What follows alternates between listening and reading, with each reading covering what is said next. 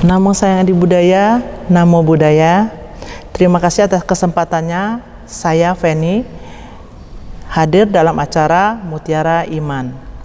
Nah, teman-teman, sebelum kita memasuki materi atau acara kita, marilah kita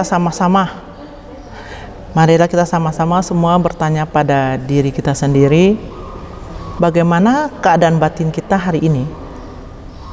Bagaimana keadaan batin kita hari ini? Diam sejenak, direnungkan apa yang terjadi pada batin kita hari ini. Seringkali kita terlalu sibuk dengan rutinitas, tanggung jawab, pekerjaan, dan kita terlalu sibuk mengurus keluarga, anak, dan lainnya, sehingga kita lupa untuk mengembangkan batin kita atau meluangkan waktu untuk merawat batin kita. Padahal batin kita ini perlu dirawat dan dikembangkan. Batin adalah tempat di mana pengalaman hidup itu muncul. Batin adalah pusat daripada pengalaman hidup yang muncul, misalnya pikiran, perasaan, niat, dan kesadaran. Nah, batin kita yang merasakan senang tidak senang, batin kita juga yang menilai apakah ini baik buat kita atau tidak. Batin kita juga yang memberi makna dalam kehidupan kita. Batin juga adalah yang menggerakkan ucapan yang keluar dari mulut kita. Batin kita juga yang menggerakkan atau mendasari sikap atau tindakan kita dalam kehidupan sehari-hari. Yang artinya, saat batin kita tenang, maka semua halangan yang ada di depan itu terasa sangat ringan untuk dijalani. Tetapi pada saat batin kita kacau, hal yang sekecil apapun terjadi di depan kita, kondisi yang terjadi di depan kita, kita merasa, wah, ini sulit sekali, ini terlalu berat untuk kita jalani, dan kita selalu berpikir ini tidak adil buat kita. Nah, sahabat Dharma, saat kita harus memahami batin kita, karena batin itu cepat berubah dan mudah sekali terpengaruh. Pepatah mengatakan, bukan dunia yang harus dirubah, tetapi cara batin kita merespon dunia yang harus kita rubah. Jadi batin adalah awal dari setiap tindakan kita, respon kita. Batin juga sekaligus merupakan pondasi dan cara kita menjalani kehidupan. Sahabatku, apakah pernah kita bertanya pada diri kita sendiri, apakah batin saya lebih sering lelah, atau apakah batin saya lebih tenang dari hari ke hari? Apakah saya sadar saat ini, atau mungkin saat ini batin saya hanya mengikuti kebiasaan sehari-hari yang sering kita lakukan? Mari kita renungkan bersama. Mari kita lihat ke dalam diri kita semua. Mari kita refleksikan diri kita. Refleksi diri kita itu bukan untuk mencari kesalahan, melainkan melihat dengan jujur dan dengan penuh welas asih. Kenali diri kita sebelum kita mengubah dunia. Nah, pahami dulu, kita perlu satu waktu untuk hening, untuk tenang, untuk melihat ke dalam diri kita. Apa yang kita rasakan, apa yang muncul, bersikaplah lebih jujur dan penuhilah dengan welas asih dan cinta kasih. Refleksikan dan pikirkan apa yang sering membuat kita gelisah. Apa yang membuat kita merasa hidup kita ini tidak nyaman. Atau apa yang membuat kita merasa kita sedang mengalami hal-hal sulit. Pikirkan apa yang paling sering muncul di dalam batin kita pada saat kita lelah, pada saat kita dipenuhi dengan perasaan tidak nyaman. Coba renungi apa yang sering muncul dari batin kita. Kita refleksikan diri bukan untuk menyalahkan diri kita, tetapi merefleksikan diri adalah langkah awal dari penyembuhan batin. Aku melihat diriku apa adanya. Aku bukan seharusnya saya adalah. Bukan juga aku harus menjadi ini, dan ini. Ataupun aku adalah seseorang yang ini. Kata aku itu begitu besar sehingga ego kita begitu tinggi. Mari kita bersama-sama merenungkan apa yang terjadi dalam batin kita. Karena semua yang bergejolak di dalam batin itu akan mengalami suatu proses yang menyangkut kesehatan mental kita. Batin kita begitu bergoyah atau tidak nyaman, itu perlahan-lahan secara pasti akan mengganggu kesehatan mental kita. Nah, sahabatku, marilah kita sama-sama menjaga batin kita sehingga kita juga bisa otomatis menjaga kesehatan mental kita. Sahabat Dharma yang berbahagia, kesehatan mental kita itu berkaitan dengan kesadaran yang disebut dengan sati. Yang kedua berhubungan dengan keseimbangan atau UPK. Dan yang ketiga yang paling penting ini adalah pelepasan kemelekatan. Karena kondisi mental yang berlebih akan membuat kita itu stres. Sehingga kita bingung apa yang kita inginkan. Nah, teman-teman, kita coba sadari bahwa apa yang paling sering muncul dalam hidup kita. Sebenarnya yang sering muncul dalam kehidupan kita itu adalah hal-hal kecil, bukan hal-hal besar, tetapi hal kecil yang membuat kita merasa besar karena membandingkan diri dengan orang lain, menyimpan emosi tanpa kita sadari, terlalu keras pada diri sendiri. Dan di awal tahun 2026 ini apa yang akan kita lakukan? Apa yang akan kita lakukan? Sadari dulu apakah kita sudah ada target atau pencapaian yang ingin kita raih. Bedakan tujuan dengan niat. Tujuan kita yang akan kita capai di 2026 adalah pencapaian, sedangkan niat adalah proses.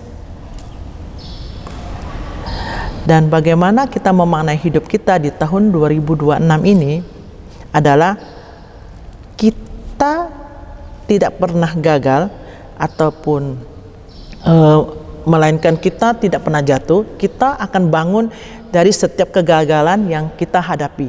Saat batin kita tertata dengan rapi, kesehatan mental akan terjaga, hidup kita penuh kejernihan, sekecil apapun yang ada kita hadapi di depan, semua akan kita lalui dengan penuh makna. Nah, teman-teman, sebagai penutupnya saya sampaikan ada Dhammapada ayat 1, segala yang didahului oleh pikiran, dipelopori oleh pikiran, diciptakan oleh pikiran. Jika orang berbicara dan berbuat dengan pikiran buruk, maka penderitaan akan mengikutinya. Laksana roda mengikuti jejaknya. Dhammapada ayat kedua, segala yang dialami didahului oleh pikiran, dipelopori oleh pikiran, diciptakan oleh pikiran. Jika seseorang berbicara dengan pikiran yang murni, maka kebahagiaan akan mengikutinya laksana bayangan yang tak terpisahkan. Nah, teman-teman, Saya akan hadir kembali setelah jeda berikut ini.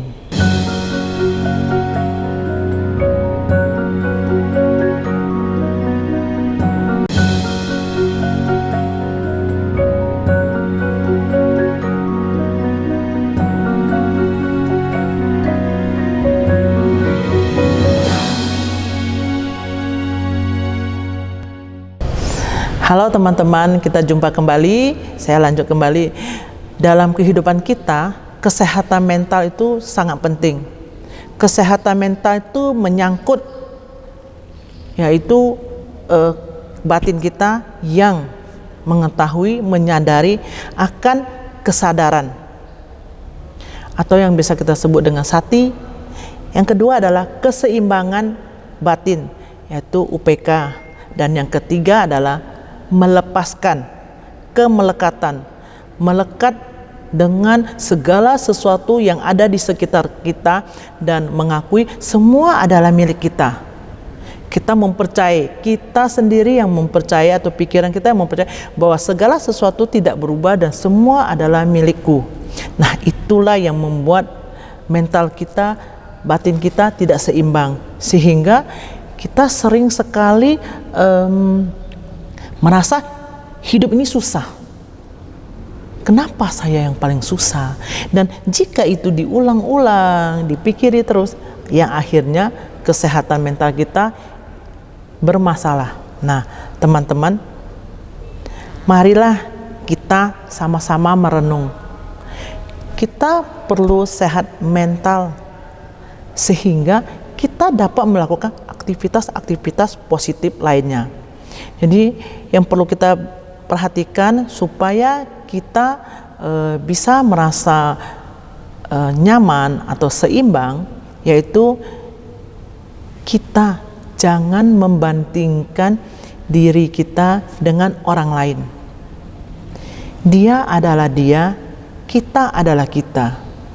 Kita hanya perlu berupaya melakukan yang terbaik yang bisa kita lakukan dengan fondasi kebenaran,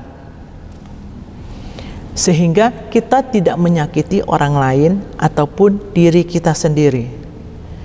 Dua, sering yang kita tidak sadari adalah mental kita terganggu adalah kita menyimpan emosi. Terkadang untuk sebuah pencitraan supaya kita dianggap benar, supaya kita dianggap paling baik, kita sering sekali pencitraan. Di depan umum kita, wah sangat ramah, sangat baik, menolong orang lain. Padahal sebenarnya kita kesel, ada emosi yang tertahan di dalam. Sehingga kadang-kadang kita tidak menyadari ada emosi itu. Sehingga pada saat kita tidak berada di tempat umum, kita mudah sekali meluapkan emosi kita kepada keluarga kita, bisa juga kepada teman-teman terdekat kita ataupun ke bawahan kita. Jadi teman-teman sadari bahwa kita ada menyimpan satu emosi di dalam alam bawah sadar kita.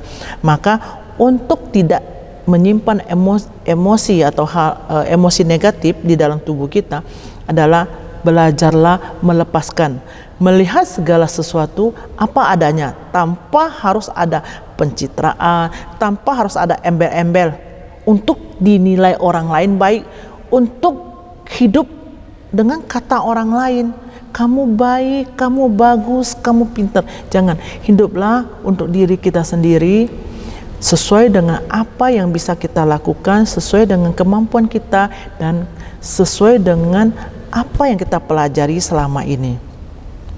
Nah, teman-teman, kita juga tidak boleh terlalu keras pada diri sendiri. Karena jika kita tahu keras pada diri sendiri, kita menuntut diri kita sendiri melakukan hal-hal yang tidak benar atau yang tidak baik. Oh, saya ingin menjadi itu, saya ingin itu, saya ingin ini, tetapi tidak kita capai, tidak tercapai.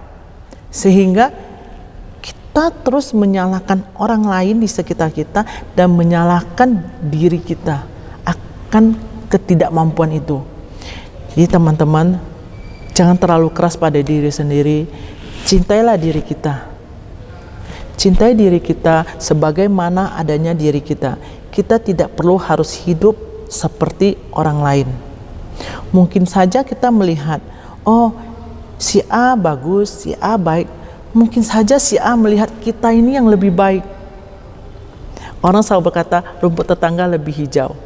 Tapi saat ini kita harus pahami, rumput kita juga hijau dan dipenuhi dengan bunga-bunga di sekitar rumput. Nah teman-teman, jangan hidup dengan kata orang lain. Jangan hidup, jangan membandingkan diri kita dengan orang lain. Jadilah diri kita sebagaimana apanya diri kita.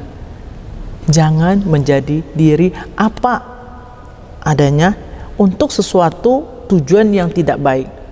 Jadi marilah teman-teman kita bersama-sama merefleksikan diri kita untuk menjadi lebih baik, menjaga kesehatan batin kita, menjaga mental kita, sehingga kita akan hidup lebih bahagia. Nah teman-teman, saya akan hadir kembali setelah jeda berikut ini.